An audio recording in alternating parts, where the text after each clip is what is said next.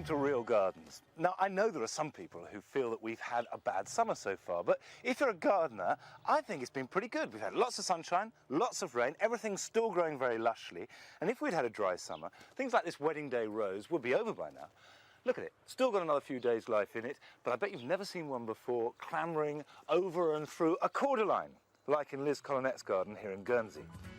Later on, I'll be finding out about the surprising ingredients in Liz's compost heap. Significant part of your... The odd dead chicken and Dead rats. chickens? Liz! Anne-Marie is mastering the art of dry stone walling with Dilys in the Cotswolds. And Carol Klein is getting her hands dirty down in Devon.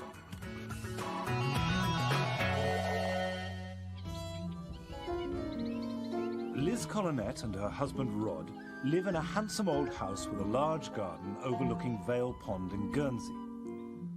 When I was here a month ago, the delphiniums in their lakeside border and the oriental poppies closer to the house were looking at their best.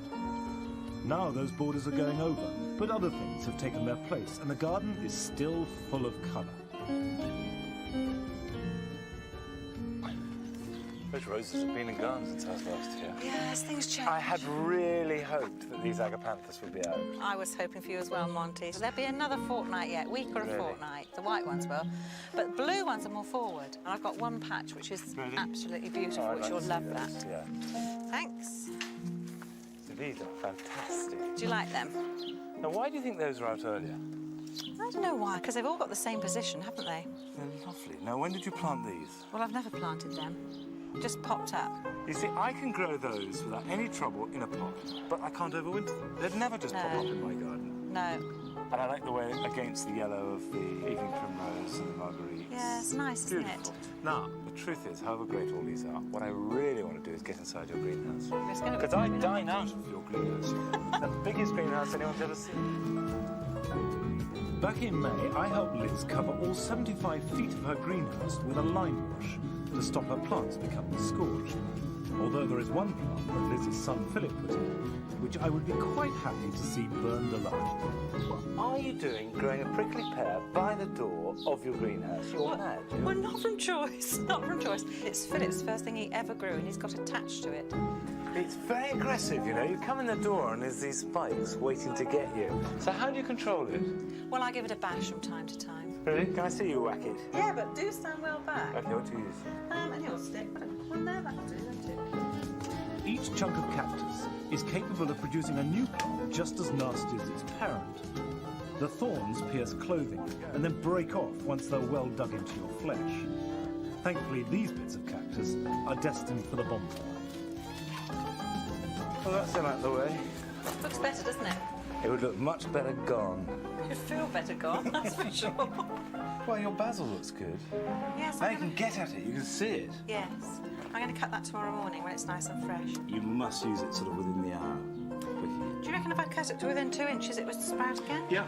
Give it a good soak and it will come back. You're going to make pesto out of that? I am.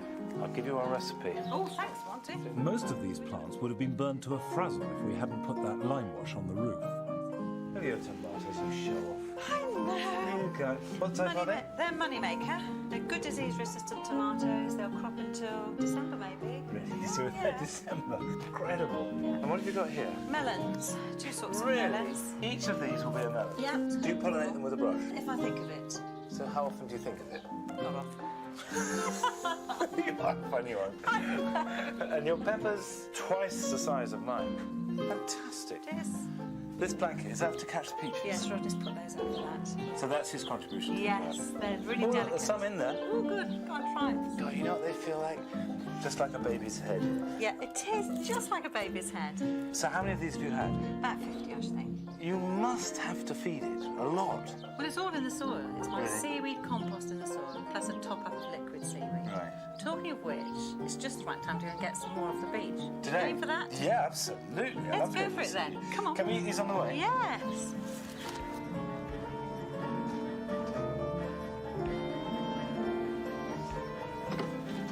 Do you know, I think this is a fantastic luxury to be able to push a wheelbarrow onto the beach and get your own seaweed. It is, isn't it? Now, what are we looking for? We're looking for some good seaweed. If I could choose, I would have all this. This is bladderwrack. Rot's a bit slower, a bit Right. lighter. But in the summer, we have to rely more or less on sea lettuce altogether. See, this is squelchy stuff. So when does the bladderwrack come on? Autumn, with the big gales, big autumn gales, October. So you lie in bed and listen to the wind. Yes, and hope it's blowing west. And think, whoa, bladderwrack. It's this morning. Yeah, it's today, yeah. So how much do you collect? Well, the first year I collected 97 barrow loads. 97 barrow loads? That was before the bad back. It's probably the cause of the bad back. Does everybody do this? Is this a Guernsey thing? It is a Guernsey thing, but not many people do it these days. You occasionally see people coming down with a car and sacks and filling up the boot. There's all sorts of stuff in here. There's shells here, crab shells. There's the sandhoppers. Which will make it limey, which the worms will love. Yeah. I reckon that's enough for battling over. OK.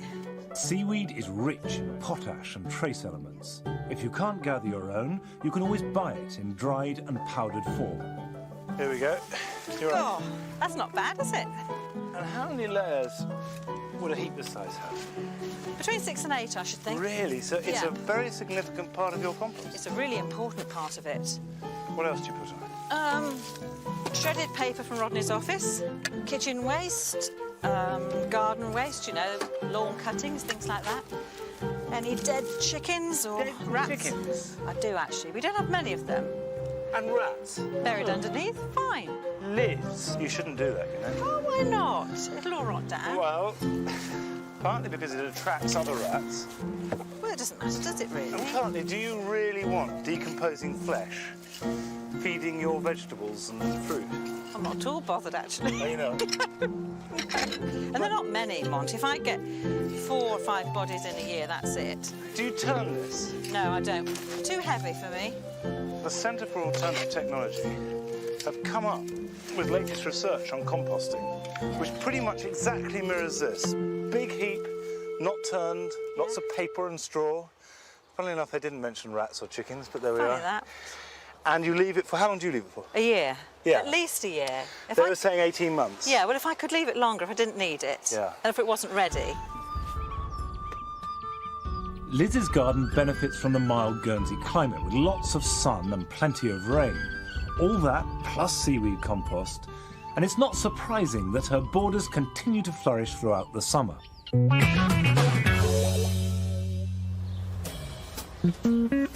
Dilys Wilson lives in an old house with a garden full of stone in a small town in the Cotswolds. Over the past year, she's completely renovated the house and started work on the garden. Working entirely to her own design, she's divided the garden into 4 distinct sections. Last time Anne-Marie was here, the two of them put up an arbour which marks a division between one section and the next. In the meantime, there have been more developments. So, come and have a look. I must admit, I haven't done it all myself. I can't believe how much stone has been shifted. And it's so much bigger. This is brilliant. So this is all going to be grass, isn't It's it? still going to be grass. This is my next job, to grass it all up. But It's a hot day to be doing it today, isn't yeah. it? Do you fancy doing some stone walling instead? Yeah, I'd love to learn how Right. to do that. First of all, we have to demolish one. Oh, right. So it's even better, the I destructive like bit. demolishing stuff. Which Right, wall? right down here at the front. Yeah. Well, can you see a bit of a difference between the two walls? Yes. Guess which one I started with? that one. This was Dilys's first attempt at a dry stone wall, and it's bulging out in all the wrong places. What I want to do is pull this down and redo it and make it more like this wall. So how are we going to start? Well, the first thing we need to do is pull the wall down. Bit of aggression. I'm going to wimp out and I'm going to wear gloves Right. because this stone doesn't have to take it out of your hands. I'm going to give it a go and see how I feel. Well, the first thing we need to do is put the stone to different piles. And basically, all these top stones we ought to put back over here because these are nice, big, flat stones. Right. Which are good for topping the whole the thing top. off. Yeah. Yeah. So they need to be put over to one side. And if we, Okay. if we pretty much put them back in the way they are laid, Yeah. hopefully they'll fit back together again. That's the theory, anyway. With the precious top stones put safely to one side, we can start taking the wall down. So, have you always been into building like this? Yeah, I suppose I have, really. I mean, I suppose it's an extension of renovating houses. You don't look like a tomboy. I am. I go sailing as well, and that's not many girls do that either. I got a bit more girly when I started fancying boys at school. But as I didn't Well, fancy... that's precisely the time where I got a bit more girly. To recreate the traditional Cotswold style, Dilys shows me how to select the stones according to size and flatness. This is a good stone, Anne-Marie, to keep. You see, it's nice and uniform and thick, and it's quite flat as well, so it'll be easy to work with. Yeah, what's a bad one then? Right, a bad one. I think I can see one. This one, this is a real baddie. I don't know if I can get this out without a whole lot falling down. This is a really, that's a horrible one. That's horrible. See, it's Stone, you're bad. it's all uneven, it's not got a flat front. Chuck it. Oh, that's dead. If you just sweep it all along. Okay. So we just Now that we're down to the first 2 courses, we need to brush the soil from the foundation stones before we can start rebuilding our new and improved wall. When you pick your stone up, you plonk it in place, you don't fiddle around faffing looking for the right stone, and then you just keep twisting it and turning it, until it fits right. You don't put the stone back, it's going to place. You picked it in your hand, you're going to put it in its place, and you just turn it around until it fits. That's good. So, like that, that's perfect. Start with bigger stones at the bottom, work your way up to thinner stones as you get further up the top. So do we need to backfill as we go then? Yep, that's the best way to do it, and then really push it down behind the stones so that they're really firm. Okay. And if you have small stones or something, that's quite a good idea to put behind the immediate back of the wall because it just allows drainage to come through as well. We could actually be putting plants in now, couldn't we? Yeah. If it needs packing, that's where we put our plants, don't you think? Yeah. And it'll look entirely random. Yeah. Dilys has bought a selection of alpines, the kind of plants which grow in thousands of suburban rockeries. But here we're going to put them into pockets in the wall to create a living garden feature. They're Mediterranean-loving plants, aren't they, really? So they want it dry and quite poor. They grow in the alpine regions, so they're torrid plants. They'll be perfect for here because actually the Cotswolds is quite hot in the summer and cold in the winter. And that is perfect, isn't it? Yeah, you've got it. It really is a really good place. And that would save me having to find a little stone to put in there to stop all the earth running out.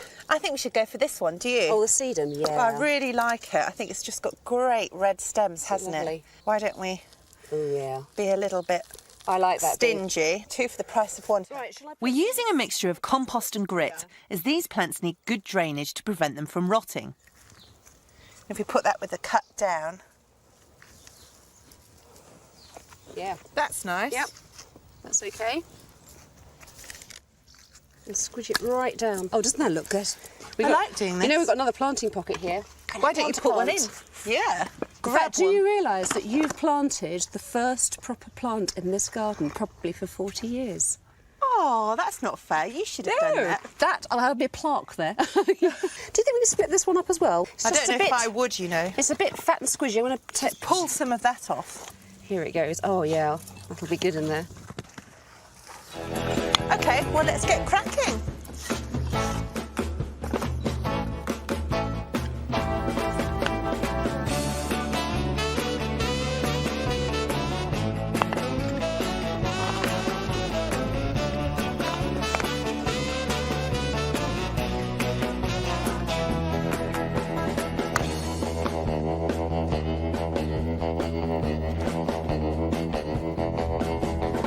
Hey, going like the clappers.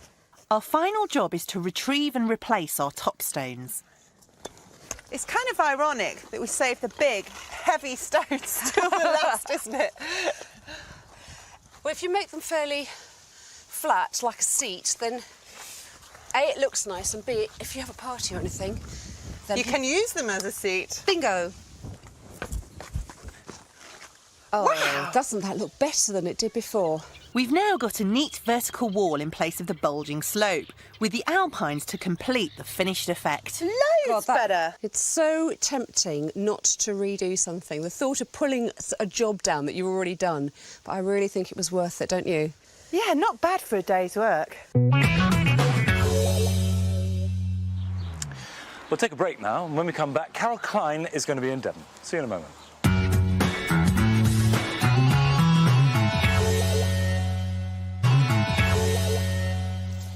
Welcome back. Now, if you've got a clump of flag irises and they're well established, now's the perfect time to lift them and divide them. You want to dig up the whole plant and then cut off the edges because that's where the future energy is going to be. Let's get that up there. You can see the whole thing has coalesced into a lump. And if we, see that's coming off of its own accord, and we've got quite a few pieces there. And as long as you've got an inch or two of rhizome on each section, they're going to replant really well. And the idea is it'll get new vigour, it'll grow into a new clump, and then you'll do the job again in about 3 years' time. Plant them very shallowly. I like baked, sunny conditions. Just get them in the ground, nice vigorous roots on there, and then cut off the top of the leaves because there's nothing to support them. And if that gets windy, they're just going to blow over.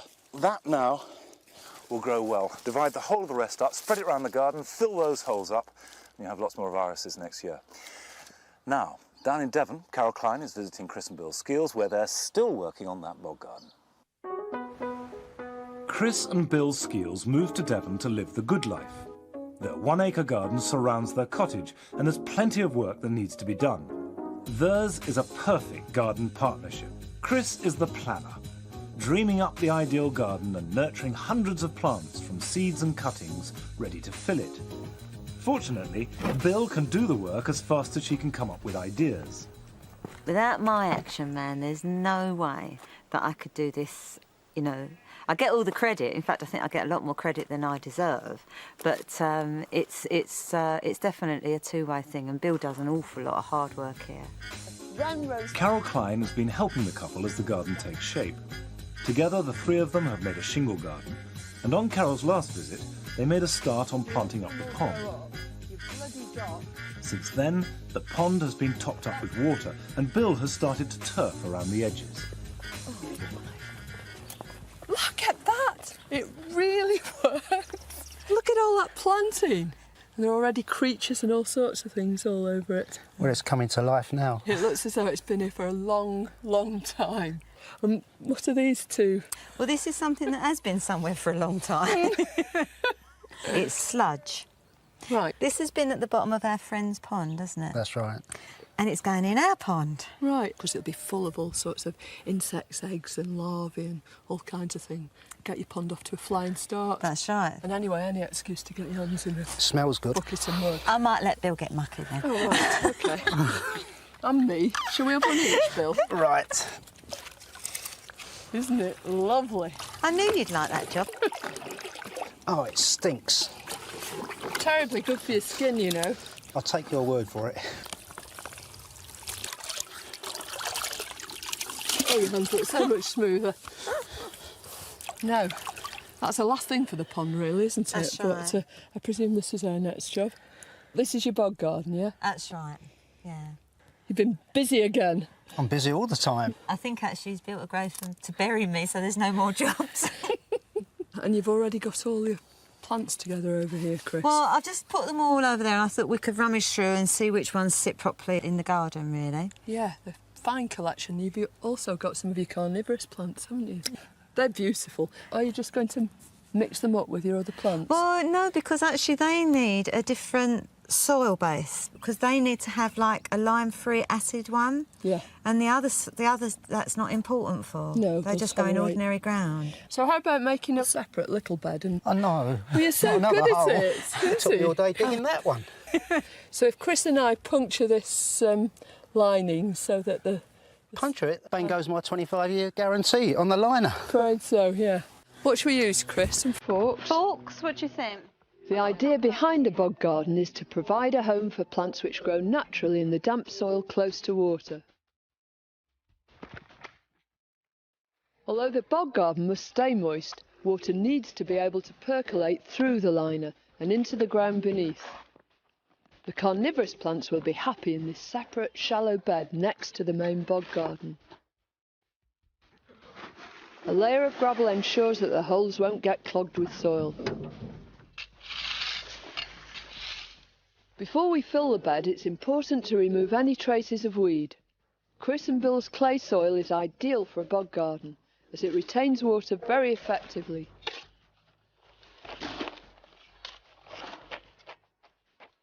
The carnivorous plants like to have their roots permanently in water, so their liner doesn't need any holes. They're planted in moss peat, which is acidic and low in nutrients, just like the wetlands where they grow naturally. The peat's very light and dry and needs a thorough soaking before planting.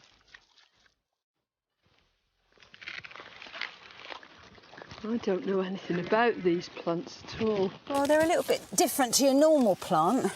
I always thought they were really tropical and difficult. Well, they look it because they look so fancy, don't they? But in fact, that's one of the reasons why we decided to really go for them, because they're that bit different and they are hardy.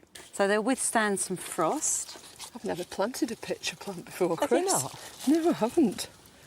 They don't have many roots, do they? But I don't suppose they need them. They don't have roots because they don't need to get nutrients from the soil because the flies are their nutrients. Yeah. What it is that the fly comes along and there's, I don't know the technical name, but there's some stuff around the edge of the leaf and the fly starts drinking this stuff and becomes intoxicated and then falls down the trumpet. Right. And then as it decays, that's full of dead flies and that's how it gets its nutrients. Delightful. It is, it's fascinating. Yeah, it is, really. I bought some for the house, they're marvellous. And they're strange plants, really, aren't they? They are a bit strange, but then that's Bill. Bill liked these. What, Bill Strange? Well, have you not noticed? No. Very nicely strange. But he likes unusual things. He likes unusual plants. Plants that I wouldn't go for. I like the colours, Yeah. but he liked the shape and the whole, weirdness of them. And I just thought they'd look smashing with the bog plants that we've got. That was simple, wasn't it? Shall we have a go at the big bog? That's Bill's bog. Bill's bog. They're beautiful, Chris. They look so healthy and happy. Yeah. Well, I've made some of these by division, so there's lots of them. Yeah. So we can plant to our heart's content. I love this ligularia.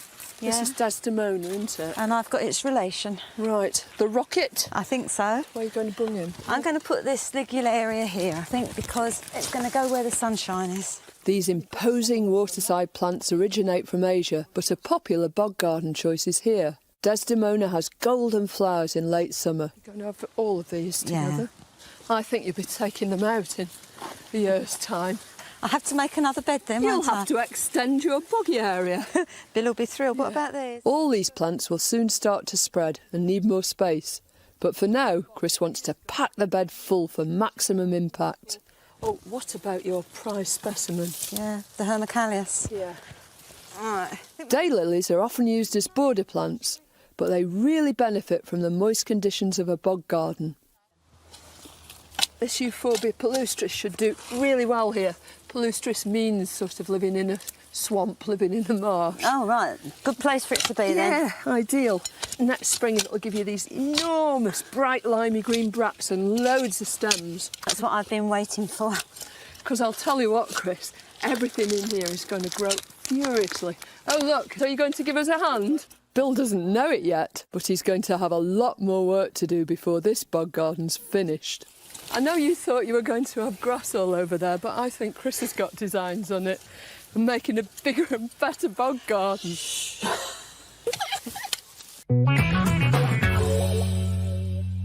Well, that's all we've got time for this week. We'll be back the same time next Sunday night. I'll see you then. Bye-bye.